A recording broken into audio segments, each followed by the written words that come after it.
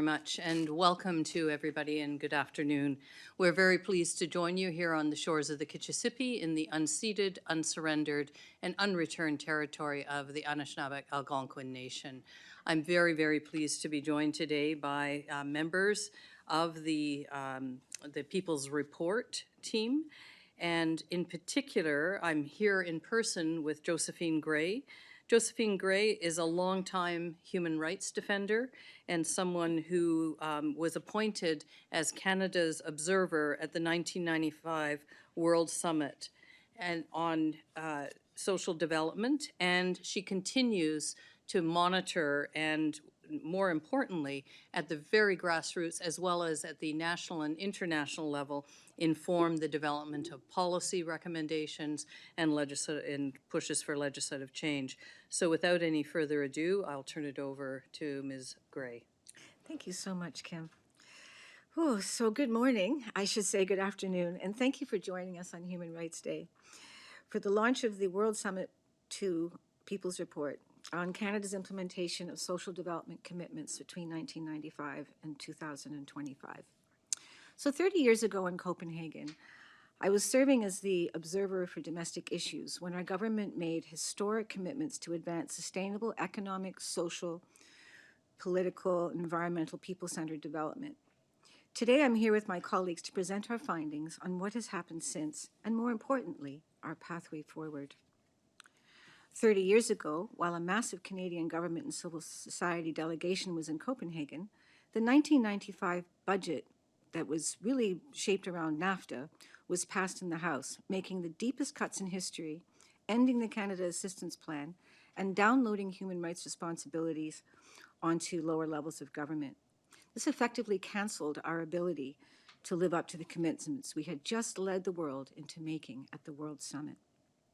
In Ontario, we experienced the devastating consequences of that budget bill implemented by the Harris government 30 years ago. However, by 2016, Canada had made some progress towards a few of the 17 Sustainable Development Goals that followed out of the World Summit on Social Development.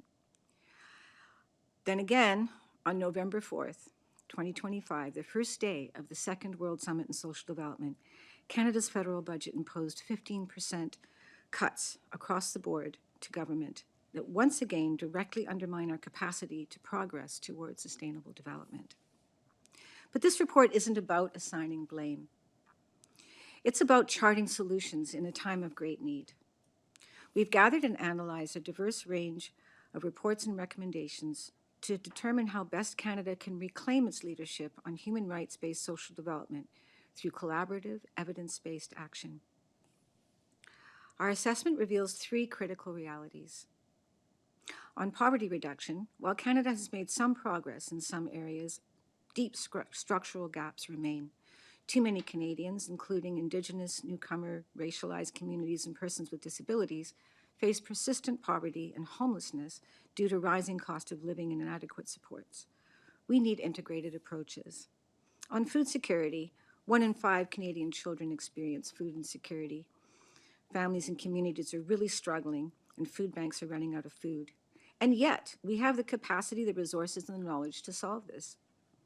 What's missing is coordinated action across different levels of government, working with the food sector to reform our food and income security systems. On gender equality, progress has been very uneven. Women, in particular Indigenous women and newcomer women, and women with disabilities, still face compounding barriers to economic security, safety, and full participation. Environmental racism continues to impact the health of our vulnerable communities. None of these, however, are unsolvable problems. There are solutions that will require coordination and political will. So we're offering targeted recommendations in each area, and I will highlight a few of them. We want to establish a national poverty reduction framework with binding targets, dedicated funding streams based on enforceable standards. Create a climate-adaptive Canadian food security strategy that connects more sustainable food production, school nutrition programs, community access, and income supports, especially to help farmers. To implement gender and climate responsive budgeting across all government departments and ministries. But here's what matters the most. We're calling for a fundamental shift in how Canada approaches economic and social development policy. First, we'd like to see a permanent multi-stakeholder monitoring mechanism, which brings together all levels of government with civil society, academics, people with lived experience, and Indigenous leadership, not for consultations from time to time, but to actually work in partnership. Second, we'd like to see transparent accountability structures, public reporting, such as this report, which is a first step in a process that we would like to build on. We want to see a kind of process that supports independent audits to help inform democratic action. Parliamentary oversight that goes beyond partisan politics so that progress can be sustained. Third, we want to build bridges across silos. Poverty, food security, gender equality, and environmental justice are not separate issues. They're interconnected, and our policy responses must be as well. This isn't about finger pointing. It's about creating processes where long-term solutions can emerge through collaboration. We've seen this work in other jurisdictions. Quebec's poverty reduction strategy, Nordic approaches to food security, New Zealand's well-being budget framework, even our own child and senior benefit programs. Canada can relearn, adapt, and lead in human rights-based sustainable development and help to model pathways for a world in crisis as we do so. The beauty of Human Rights Day is the reminder that rights are everyone's responsibility and that shared responsibilities create opportunities for collaboration. Canada doesn't have to choose between fiscal responsibility and a peaceful, healthy, sustainable future. We just need the collaborative will to take pathways that honor both. This report is an invitation to policymakers, civil service, and civil society.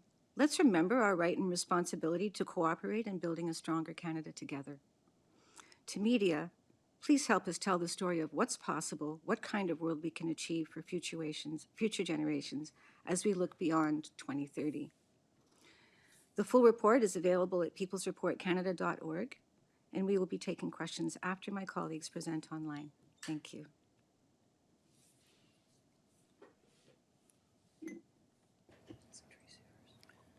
I think Sheila Regehr is next. Tracy's here. Is she online? I don't know. I see her online. There. Hello. There we are. Thank you very much, and good afternoon. It's hard to follow Josephine.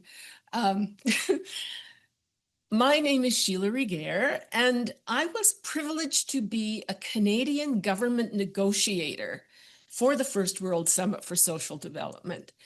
So on this Human Rights Day, I remember Lloyd Axworthy. So he was not only the head of delegation, he was the minister responsible for domestic implementation of many of the 1995 World Summit for Social Development commitments. He in particular wanted to ensure strong human rights language. So that was one of my jobs. It was clear that global agreement was not going to be possible, but it was my instruction to fight for it just as long as possible.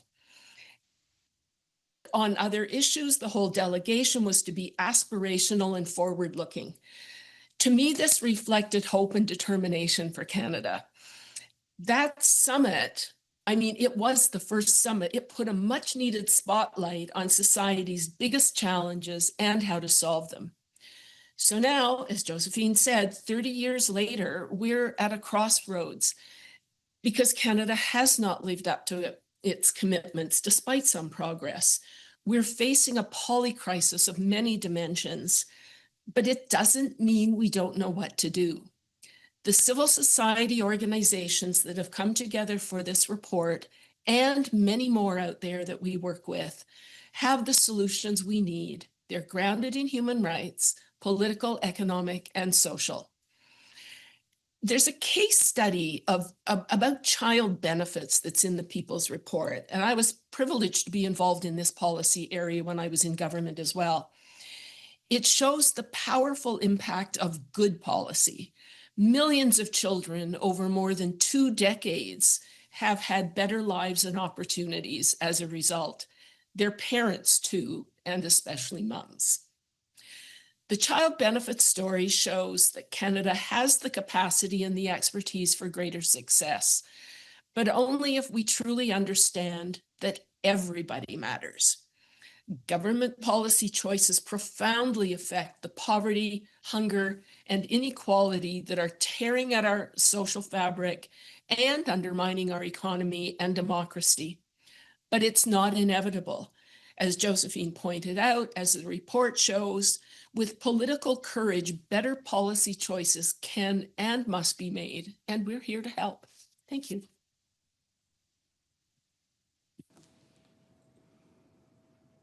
Good afternoon. My name is Tracy Smith-Carrier, and I'm a full professor and the Canada Research Chair in advancing the UN Sustainable Development Goals at Royal Roads University in Victoria, BC, on the unceded lands of the Songhees and Esquimalt nations.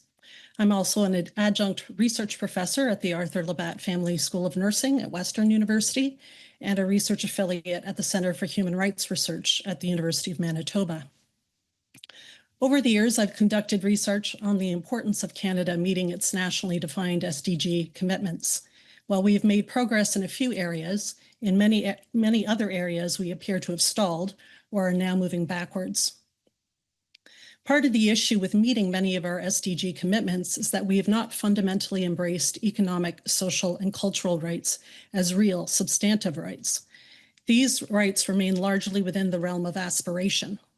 Ideals that Canada has largely endorsed in international rights and rights treaties and conventions, yet for which we lack domestic implementation. As a country, we have not allocated the maximum resources at our disposal to progressively realize these rights, and therefore we continue to fall short. Decision makers have often lacked the political will to act, and the judicial system has been challenged to hold actors accountable for their rights obligations. As a result, human rights, including the rights to food, housing, and an adequate standard of living, have actively been denied for those most in need of justice. We need a new system of rights compliance and enforcement, one that demands political actors to make distributive choices that ensure no one is left behind, and a judicial system that will hold them accountable when they fail to do so. The People's Report lays out a positive path forward, one that outlines solutions, ones grounded in empirical evidence and research, to address some of the most challenging, pressing challenges of our time. As a wealthy country, there's no doubt that Canada has the resources to adequately address poverty, food insecurity, and gender inequality. We can and must do better. The People's Report lays out a plan for a more just, equitable, and sustainable future. Thank you. Thank you so much for your presentation. I do not see any questions in the room or online, so we'll just end the press conference there. Thank you so much.